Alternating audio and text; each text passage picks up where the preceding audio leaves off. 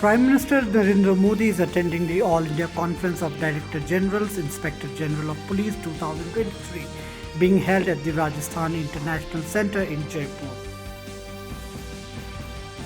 Indian economy is expected to grow at the rate of 7.3% in current financial year, says advanced estimate of National Statistical Office.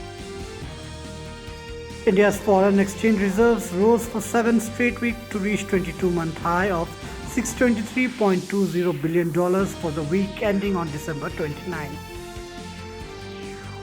Indian Meteorological Department has issued an orange alert over parts of Punjab, Haryana, Delhi, NCR, Uttar Pradesh and Rajasthan for 2 days with cold to severe cold day conditions to continue.